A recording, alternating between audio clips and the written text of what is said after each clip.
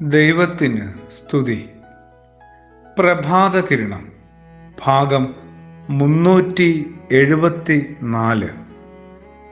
ഇന്ന് ജനുവരി മാസം 8-ാം തീയതി, 8-ാം ദിനത്തിലെത്തി. തലയ്ക്ക് കെട്ടുപിടിച്ചവർ രാത്രി മുഴുവൻ വള്ളത്തിൻ്റെ കെട്ടഴിക്കാതെ തുഴഞ്ഞ് പോകാതെ പോയ ആ മണ്ടൻ കഥയൊക്കെ എന്ത് പണ്ടേ കേട്ട് മടുത്തതാണ് സർ ഞങ്ങളൊക്കെ എന്ന് കുറച്ചുപേര് പറയുന്നുണ്ട്. സോറി, അബദ്ധം പറ്റിയതാണ്. കെട്ടുകളൊക്കെ അഴിച്ചുവിട്ട വള്ളത്തിലായിരുന്നു നമ്മുടെ രാത്രി അഭ്യാസങ്ങൾ. അത്രയ്ക്ക് വിവേകം ഉണ്ടായത് കണ്ടില്ലെന്ന് നടിക്കുന്നില്ല. പക്ഷേ ഈ ഇരുട്ടില് വെപ്രാളപ്പെട്ടുള്ള തുഴച്ചില് സത്യത്തിൽ എങ്ങോട്ടാണ്? ഈ ആണ്ടാരംഭത്തിലും പതിവ് തെറ്റിക്കാതെ പുതുവത്സര പ്രതിജ്ഞകൾ എടുത്തിരുന്നല്ലോ. ഒരാഴ്ച കഴിഞ്ഞപ്പോഴേക്കും എന്താണ് സ്റ്റാറ്റസ്? ഒന്നും പറയണ്ട, ശരിക്കും നാണക്കേടാണ്. ഒരു നിമിഷത്തിൻ്റെ പ്രേരണയിലോ അല്ലെങ്കിൽ വൈകാരികമായ ഒരു സാഹചര്യത്താലോ ആണ് നമ്മുടെ മിക്കവാറും തീരുമാനങ്ങളും പ്രതിജ്ഞകളുമെല്ലാം.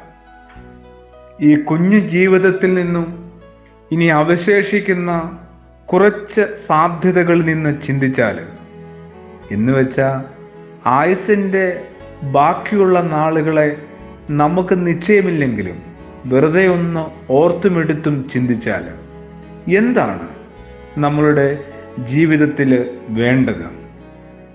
എന്താണ് ഓരോരുത്തരുടെയും ലക്ഷ്യം? അതൊക്കെയാണ് ആദ്യമായി നിശ്ചയിക്കേണ്ടത്. അതിനുശേഷം അത് നേടിയെടുക്കുന്നതിന് ഇറങ്ങിത്തിരിക്കുക.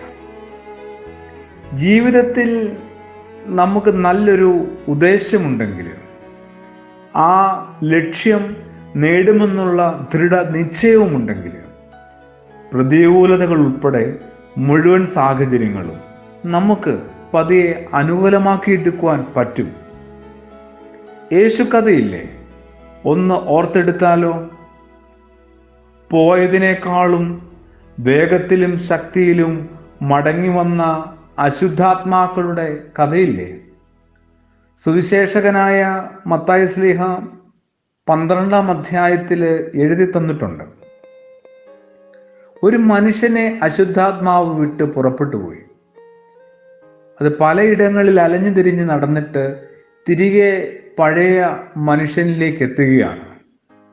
ആ ഭവനമാവട്ടെ അടിച്ചു വാരി വൃത്തിയാക്കിയിട്ടുണ്ട്, പക്ഷേ ശൂന്യമാണത്രേ. ആളൊഴിഞ്ഞു കിടക്കുന്നു എന്നതാണ് സുവിശേഷ ടെക്സ്റ്റ് തരുന്ന സൂചന. അതുകൊണ്ട് ആ അശുദ്ധാത്മാവ് പോയി തന്നെക്കാളും കേമന്മാരായ 7 പേരെ കൂടി വിളിച്ചുകൊണ്ട് വരികയും അവൻ്റെ ഭവനത്തിൻ്റെ അവസ്ഥയും അവൻ്റെ ജീവിതാവസ്ഥയും പഴയതിനേക്കാൾ എത്ര ഭയാനകമായി മാറിയിട്ടുണ്ടാവും. അപ്പോൾ ശൂന്യമായി കിടക്കുകയാണ് മനസ്സും, ലക്ഷ്യബോധമേ ഇല്ല.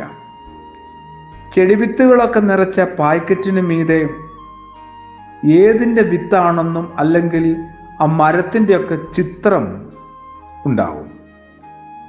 ഓരോ പാക്കറ്റിലുമുള്ള ഭാവി സാധ്യതയെ ഓർമ്മപ്പെടുത്തുന്നുണ്ട്. കവറിൻ്റെ പുറത്ത് ലേബൽ ഇല്ലെങ്കിൽ അത് ഏത് ചെടിയുടെ വിത്താണെന്ന് മനസ്സിലാക്കാൻ പ്രയാസമാണ്. ലേബലില്ലാത്ത കവറിൽ നിന്നും വിത്തുകളെടുത്ത് പാകുന്ന കൃഷിക്കാരനെ പോലെയാണ് ലക്ഷ്യബോധമില്ലെങ്കിൽ നമ്മൾ ഓരോരുത്തരുടെയും അവസ്ഥ.